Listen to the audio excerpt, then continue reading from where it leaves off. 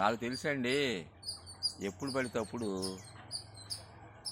ఎవరెళ్ళకి పడితే వాళ్ళకి వెళ్ళకూడదని అనుకుంటున్నానండి. కారణం ఏంటంటే చాలామంది అండి ఈ డబ్బు ఉన్న వాళ్ళు ఏం చేస్తారంటే వాళ్ళ వస్తువులు, విలువైన వస్తువులు ఎక్కడో చోట పెట్టుకుంటారు. ఏ టేబుల్ మీద పెడతారు, ఎక్కడ పెడితే అక్కడ పెడతారు, మర్చిపోతూ ఉంటారు.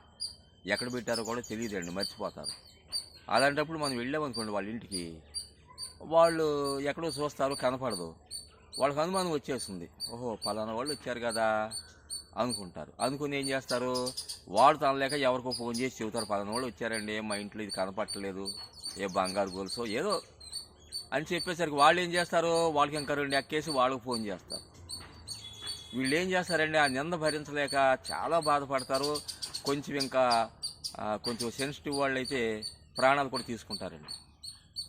అందుకని తొందరపడి నిందలు వేయకూడదు.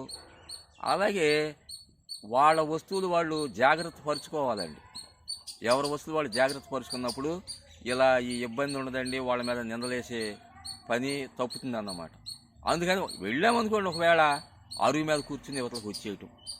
అసలు ఎందుకండి, చక్కగా బజార్లో ఏ పాత్రలోనో మాట్లాడుకోవచ్చు. ఇళ్ళకి వెళ్ళటం, మరి ఆడవాళ్ళని కూడా ఇబ్బంది కలిగించటం. వాళ్ళు ఏవో పనుల్లో ఉంటారు, ఊరికి వంట పని అదే ఇదే అని చెప్పి వాళ్ళ బాధల్లో వాళ్ళు ఉంటారండి. మరి మర్యాదలు చేయటం కోసం వాళ్ళు కూడా కొంత రిస్క్ పడతారు. అందుకని ఇలా ఉండటం మంచిదని చెప్పి నేను అనుకుంటున్నానండి.